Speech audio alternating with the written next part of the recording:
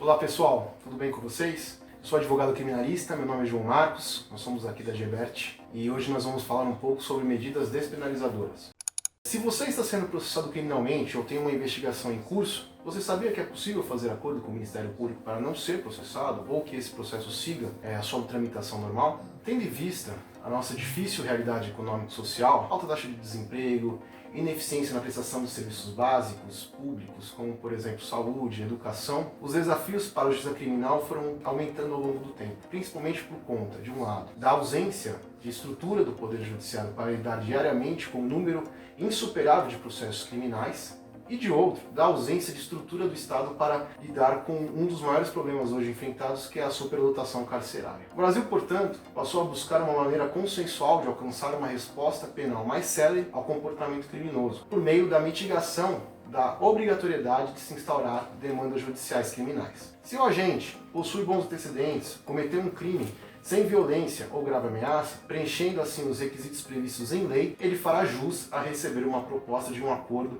no qual se comprometerá a cumprir algumas condições por determinado tempo, em troca de não ser processado criminalmente. Na nossa concepção, a medida despenalizadora não se trata, ao pé da letra, de um benefício ao réu, mas sim de um benefício ao sistema da justiça criminal como um todo. Tanto o investigado quanto o Estado renunciam a direitos ou pretensões em troca de alguma vantagem. O Estado não obtém a condenação criminal em troca de antecipação e certeza de resposta punitiva. Já o acusado, ele deixa de provar sua inocência em troca de evitar o processo, suas cerimônias degradantes e também a eventual sujeição a uma pena privativa de liberdade. A depender da gravidade deste crime e das condições pessoais dessa pessoa que está sendo investigada, existem 3 tipos de medidas despenalizadoras que nós vamos falar hoje, que são aplicáveis e previstas hoje no nosso ordenamento. Então nós temos 3 tipos de medidas despenalizadoras hoje, que nada mais são do que um acordo com o Ministério Público para que você, acusado, não responda ao processo criminal.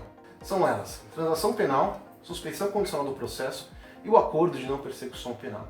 A transação penal e a suspensão condicional do processo se destinam àqueles que são acusados de crimes de menor potencial ofensivo, as chamadas contravenções penais. Estes crimes possuem previsão na lei dos juizados especiais, na sua grande maioria, mas também os institutos estão previstos nessa lei dos juizados especiais. A transação penal é cabível nas acusações de crimes com pena de até 2 anos. Já a suspensão condicional do processo é cabível nas acusações de crimes cuja pena mínima não supere a 1 ano.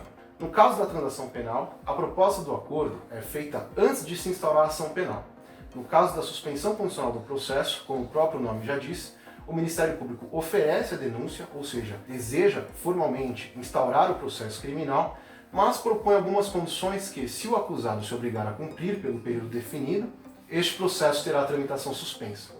Cumpridas tais obrigações, tanto na transação quanto na suspensão condicional do processo, ao final, o processo será arquivado. Mais recentemente, com a promulgação da Lei nº 13.964 de 2019, conhecido também como pacote anticrime, elaborada pelo ex-juiz Sérgio Moro enquanto ministro da Justiça e hoje senador, foi instituído o Acordo de Não Persecução Penal, que está previsto no artigo 28A do Código de Processo Penal. O requisito formal do Acordo de Não Persecução Penal é mais elástico do que aquele que vimos em relação à transação penal e à suspensão condicional do processo. É cabível o acordo em crimes mais graves, cuja pena mínima seja inferior a 4 anos. Aqui, sendo inferior, nós podemos dizer, então, e concluir que, se o crime atribuído tiver pena mínima exatamente de 4 anos, o requisito formal não está preenchido. A principal diferença do acordo de não persecução penal em relação aos outros institutos é que se faz necessária a confissão prévia do crime por parte do investigado. Ocorre que tal confissão deve ser oportunizada ao investigado. Os tribunais superiores já definiram que a falta de confissão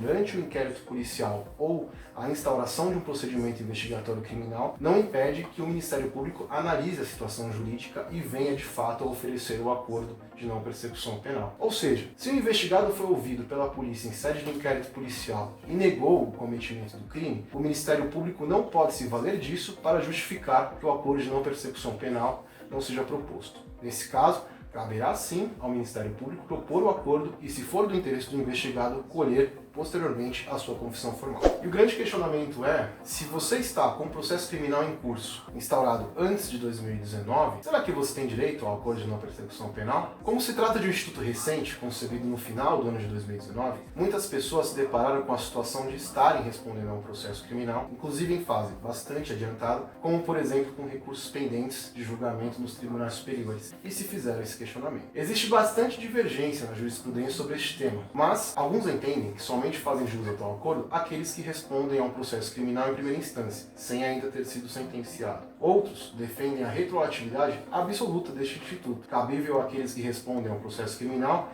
independentemente da fase que esteja, inclusive aqueles que já foram processados e julgados criminalmente, cuja condenação transitou em julgado após a promulgação do pacote de crime, ou seja, que já estão em fase de cumprimento de pena, mas que teriam a possibilidade de obter o acordo de não persecução penal enquanto estavam sendo processados. Hoje, a maioria dos ministros do Supremo Tribunal Federal entende que o acordo de não persecução penal é aplicável aos casos iniciados antes da promulgação do pacote de crime, mas sem a possibilidade de abranger aqueles já condenados em primeira instância, ou seja, que se encontram com recursos pendentes de julgamento. Nós vimos recentemente, mais precisamente no dia 27 de março deste ano de 2023, que os ministros da segunda turma do Supremo Tribunal Federal concederam a ordem de habeas corpus para determinar que o Ministério Público de São Paulo analise a possibilidade de oferecer acordo de não persecução penal a uma mulher condenada por homicídio culposo e cujo trânsito em julgado operou após a promulgação do pacote anticrime. A questão da retroatividade da aplicação dessa medida despenalizadora